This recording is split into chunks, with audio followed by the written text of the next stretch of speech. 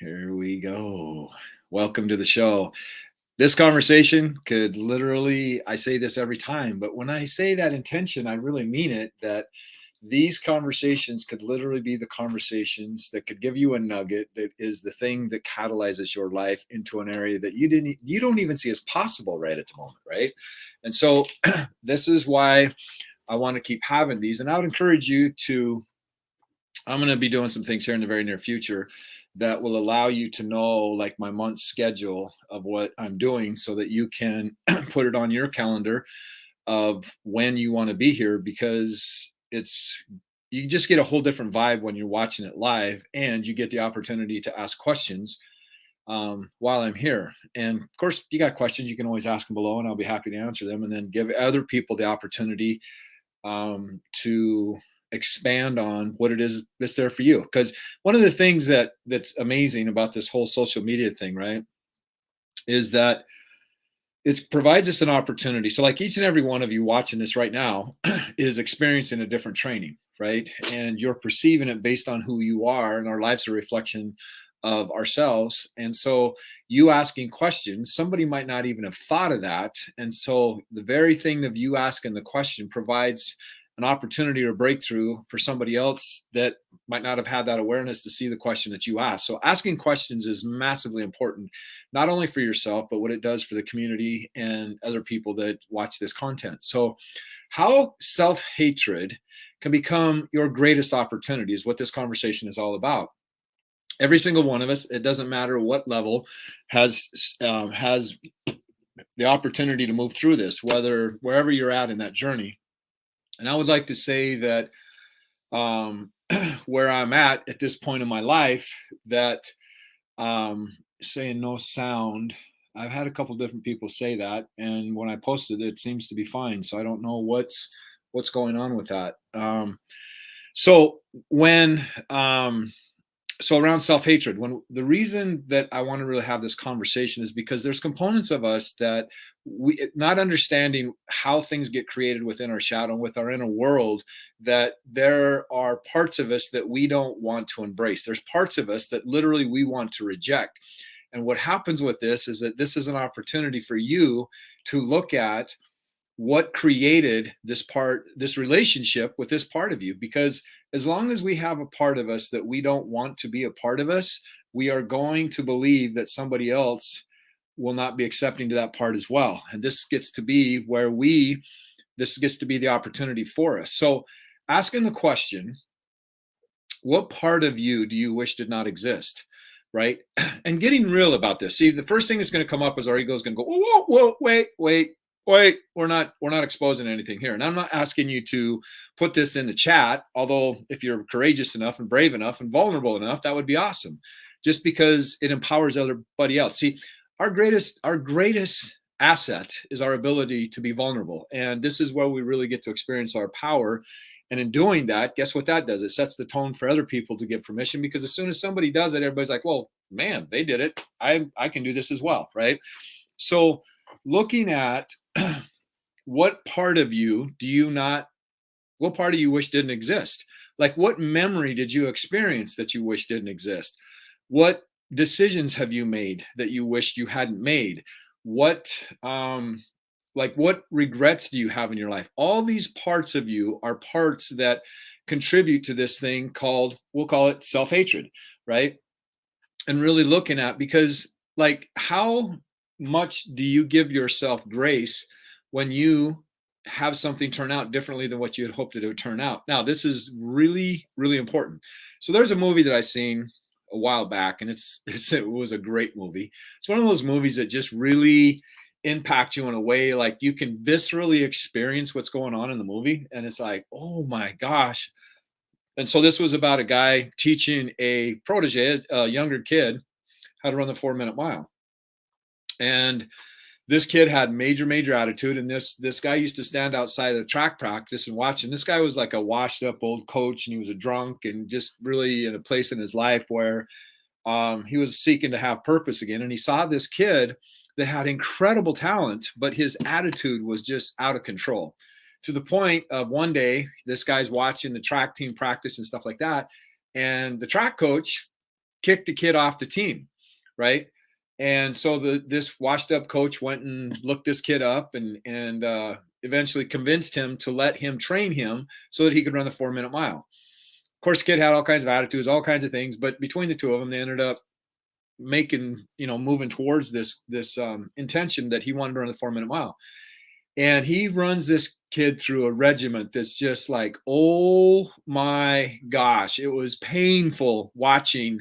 Like, I've watched Spartan races and, Ironmans and stuff like that. And God bless those people. I got a good buddy of mine that does, I don't know how many he's done, like 6 full Ironmans. And it's not my jam, right? I got other things that I get excited about. But I have utmost respect for people that do it. But anyway, so he's doing this and he's doing this and running him through this regiment. And I'm like, man, he's like pushing this kid hard. Well, then he ends up breaking the mile into quadrants. And this kid's running the first quadrant after he had done all this training, kind of like what we've seen in Karate Kid, like wax on or paint on, paint off, wax on, wax off. And then he runs him through testing, right? So he runs this kid through the first quadrant and this kid hits the asphalt, just face plants, blam. And he's just screaming there in a fetal position, laying on his side and going, oh my gosh, the pain. I cannot deal with this pain. This pain is so intense. This pain's so intense. I can't do it anymore. And the coach walked up to him and said something that was like, that's it. That's the secret to everything. This is it. Coach looked down at him and he goes, it is fear of the pain that is stopping you.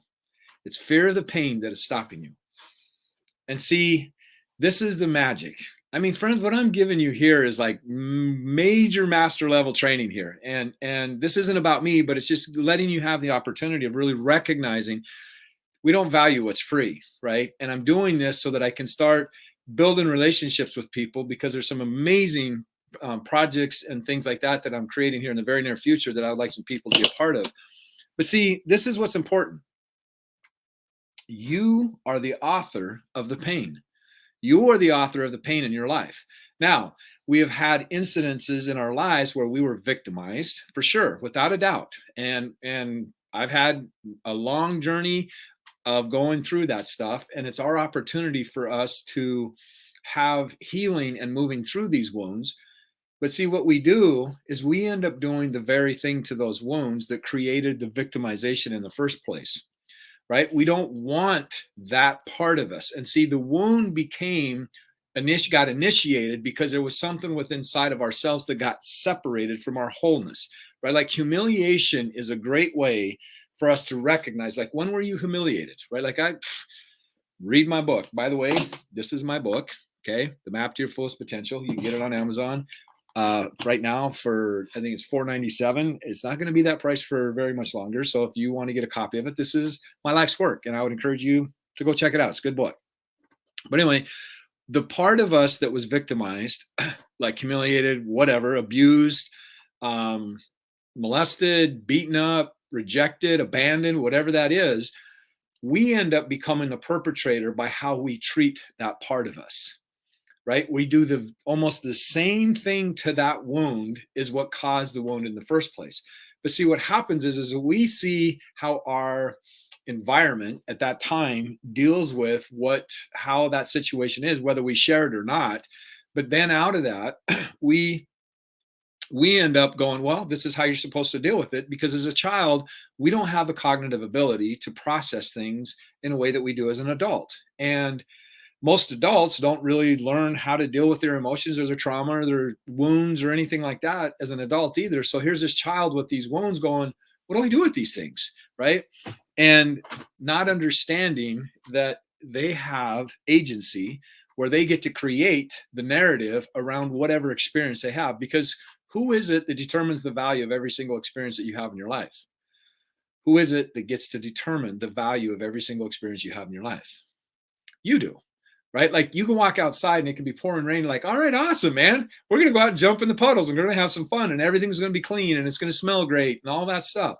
Or you can walk out and just go, crap, it's freaking raining. I'm going to get all wet. But see, a child won't do that very often. A child sees opportunity in lots of different things, right? So I want to really give you some opportunity here, create some possibilities for you in looking at what parts of you do you wish didn't exist, right? Now, I've dealt with just about every type of addiction there is within myself, except for eating. I have not. Eating has been the only thing that I haven't really struggled with. Like it's been a real struggle for me.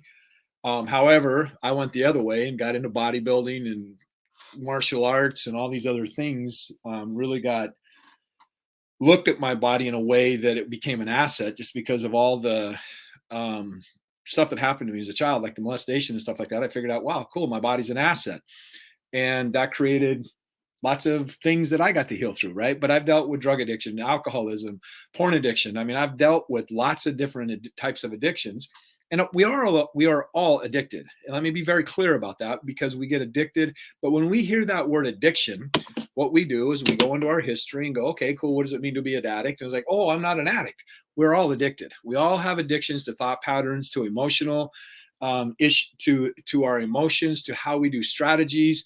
We all have addictions, right? And the sooner that you get real about this is it creates opportunity for you to create different possibilities, right? So looking at what is it, the areas of your life that you wish didn't exist, because right there is an addiction in a pattern that you end up getting a certain hormonal cocktail out of that neurological strategy that creates a certain effect out of that, right? And then what happens is we become so familiar with it that we don't even recognize that it is keeping us in a lower vibration so that we're not able to experience the life that we were designed to experience, right? This is like I mean, the statistics are everywhere on this, like lottery winners, right? Lottery winners file bankruptcy within 5 years. 85% of lottery winners file bankruptcy within 5 years of winning the lottery. Why? Because it blows out their understanding of who they are. Like, oh my gosh, I don't deserve all this. I got to get this away from me as soon as possible. Because as soon as something that significant happens in our life, now most people don't recognize this because they don't understand how they're entangled in every area of their lives. Like you only have in your life what you agree to. Let me repeat that. You only have in your life what you agree to, right? We will only create what we agree to, right? So it's really looking at what do you agree to? I heard that the first 5 years of learning are the most. Oh, absolutely. Yeah. 75% of what we know in our lifetime was by the age of 5 because it's an imprint year, right? And so, see, and I'm so glad somebody asked that question because the question was, I heard that the first 5 years of learning are the most important. Is that true? I, I wouldn't say, I would say the most impactful. Right now, I don't know what you mean by important, and we could expand on that, but it's the most impactful. And that's why I say 75% of what we know is by the age of 5 is because this is our imprint years, right? We don't have a conscious mind to filter anything of whether this is healthy or unhealthy or anything like that. So the unconscious takes subconscious takes everything personally, right? So the child believes that the whole environment is about the child, right? So if the parents divorce, there's some belief within that child feeling like I caused this, right?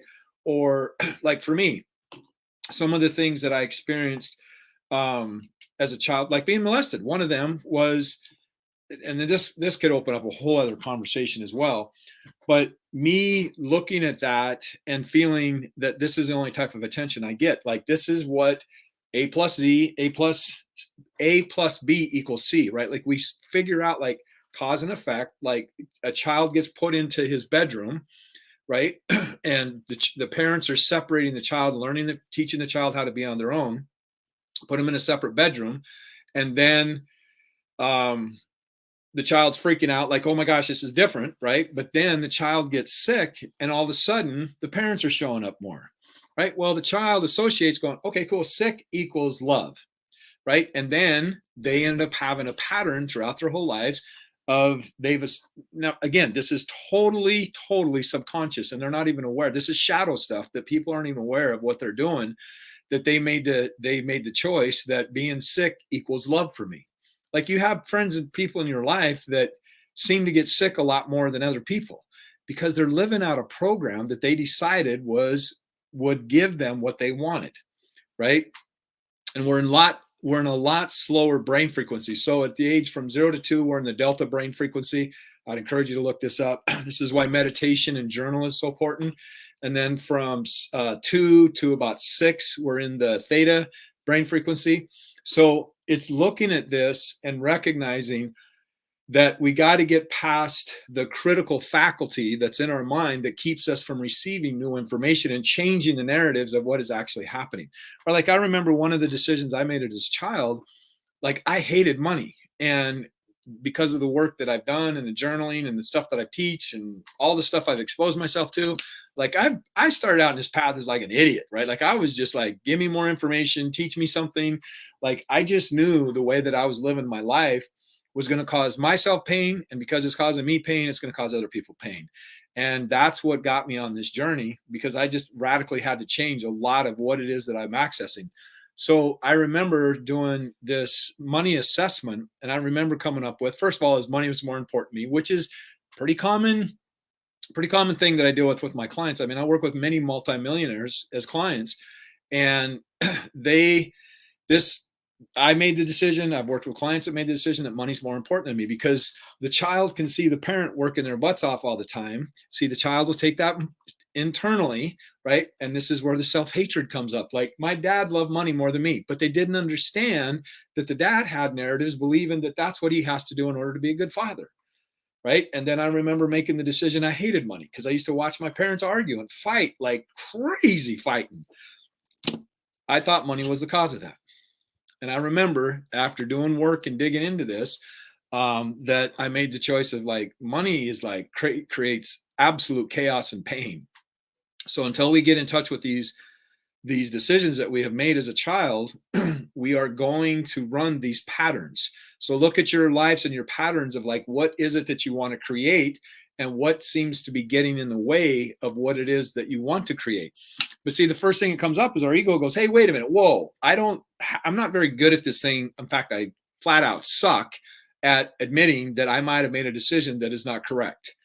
And so we have to look at this stuff humbly, right? And give ourselves grace and looking at this stuff and just know that the decisions you made at the different points in your life were made with the information that you had at that time, just like anybody else that has been part of raising us. In fact, if you haven't joined the Potential Zone group, I would really recommend that you do that, because I'm sharing lots of content in there. And again, I'm in the process of creating different systems and opportunities for people to really step into their fullest potential. Like right now, I'm doing the Mastering Potential master group, and it's amazing what's going on in there. So I'd encourage you to become a part of that group. And but giving yourself permission to really look at what is it that you want to create, and then what is it that you have to become in order to create that, right? Because you not knowing what's really going on or what it is that you're really accessing is going to impact your ability to create. But see, the very thing that we don't like looking at it because somewhere along the lines, it got humiliated. That part of us got humiliated. And I mean, case in point, like I wanted to, with my website, I've had so many websites and stuff like that. But when I was first doing a website, I set out an intention of like, okay, I'm going to do a blog post every day for 90 days. And I was actually able to get my website in the top 100,000 websites in the world. It's big freaking deal for me. I was really, really happy about it. But going through that process, I really started running into major resistance. So anything that you have resistance in your life, there's a reason that is there. The resistance is usually part of the ego to protect us from where we've been wounded, right? So just pay attention to that. Like what's coming up for me? Like where is this part of me really wanting to communicate? Because everything that we do serves us. Everything. That's a whole other conversation in itself as well. But the resistance is there to serve you. And if we want to move through this and move through the threshold of what's holding us back, then we have to look at, how does this serve me? Right. And there might be a part of you like, well, you remember one time when you were a kid and you had a dream and you went and shared that dream with somebody and everybody laughed at you and you were humiliated. So you went, I'm not ever going to do that again. Going after your dreams is a bad thing, right? Like that might be a decision that you made, so that you start going into this process of, so this is, again, I don't ever want to experience that again. So we push that away. The resistance is the anchors, right? So what you resist will persist, right?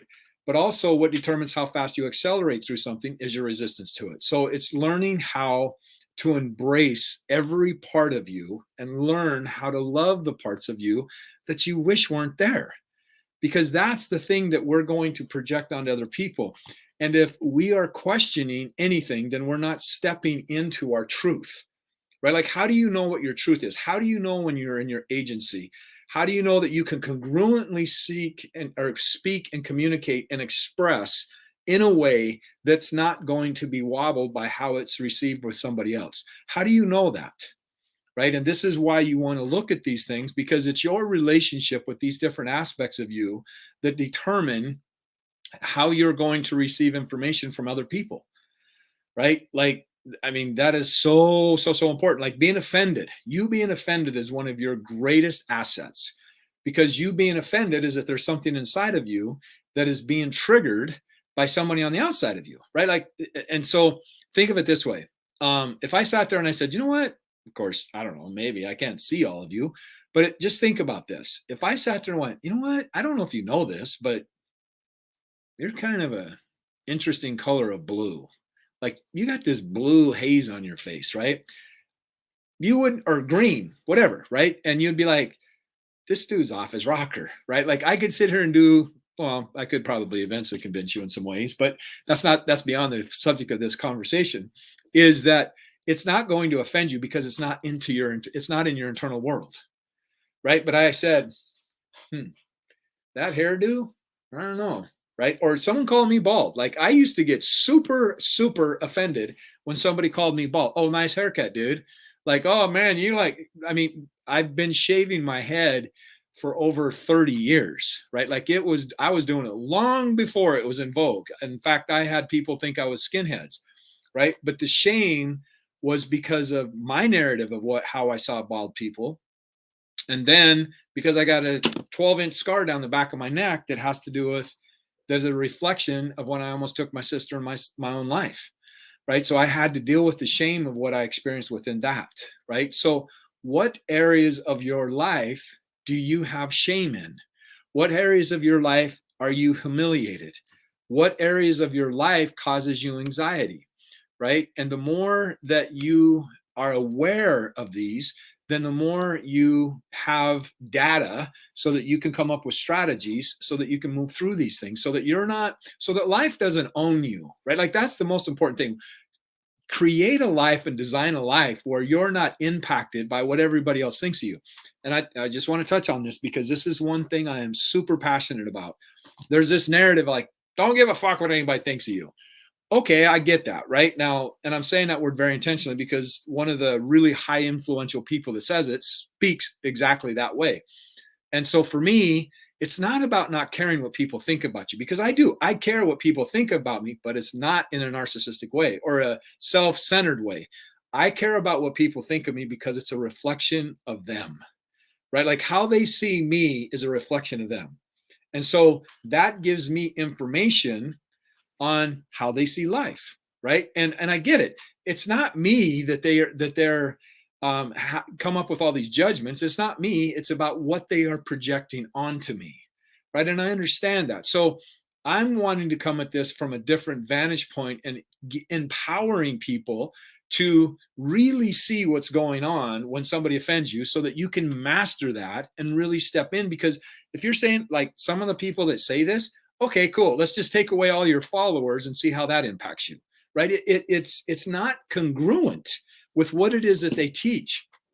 And so I want to give a more aware, more expanded, more potential aspect on what that really means. So this is where self-hatred can become your greatest opportunity, because it will literally set you free, right? And this is what I do with my one-on-one clients. I mean, my clients they 10x their lives in like every area of their life, right? And my students, I mean, they 10x. I mean, 10x is a massive understatement. Like, how do you give value to something where you're not able to communicate a certain thing and not able to step into your power, and then all of a sudden you're able to own who you are and you create a career that is aligned and congruent with who you are, rather than reacting to life all the time. I mean, how do you quantify that, right?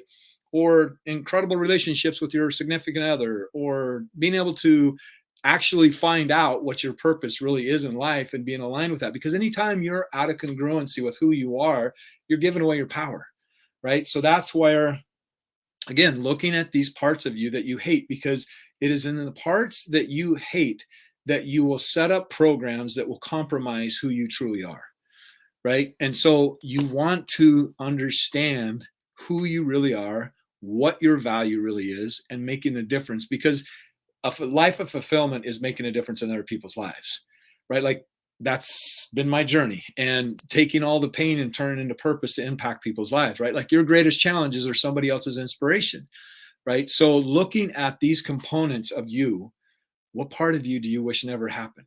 What part of you do you wish didn't exist? Right? And really looking at what is the reason that you have created this narrative around that. And I get trauma, stuff like that. That stuff needs to be released because it's trapped emotion within who you are. And if you are experiencing that, there's some things that I can do to greatly support that. But it's understanding that not looking at it is just going to exasperate it. The number one reason, the number one cause for dis-ease is trapped emotion. It's emotion, right? So your body is giving you feedback all the time of what it wants to release so that it can expand into a bigger, greater, more potential version of who it is. It's just you having the awareness to be able to recognize it, right? So I appreciate everybody being here. Always, always, always set the notifications so that you know when I'm coming on live, because I would love to do everything I can to support you. And I'm on a mission to create as many potentializers as possible. I got some big, audacious, tenacious, outrageous goals for this year that I want to bring as many people with me as possible. The last 2 years have just been the most epic years of my life. Epic meaning like painful, growing, enlightening, freedom, like creative, like lots of amazing things have happened these last couple of years. And it's all been part of the preparational process to get me where I'm at. So this year I'm really, really dialed and really want to create some amazing things for people and create as many potentializers as possible. So if you haven't joined the group, the potentialzonegroup.com, get over there, check it out. You'll be glad that you did. It's growing really, really, really quick. And eventually I'm going to quit doing these public like I am and just do them exclusively within my group. So please join us over there. You'll be glad you did. It's a great community, awesome people. And be sure, always, if there's something that came up that you would like to ask me a question, whatever, please comment in the comments below. And me or someone on my team will be sure to address it and make sure that you get your questions answered. So I appreciate each and every one of you be here. I love you. I appreciate you. If somebody hasn't told you that day, allow me to be the first one to say you're amazing and I appreciate you. And I thank you so much, my friends, for spending your time with me, because your time is valuable. And it means a lot to me that you decided to spend it with me this evening. So with much love, have a great evening. And as always, live like your life depends on it, my friend, because it does, and you deserve the best. Be blessed and stay tuned for the next training that I believe I'll be doing one tomorrow night. I have to check with my team, but I believe I'm doing one tomorrow night. So everybody, much love. Talk soon.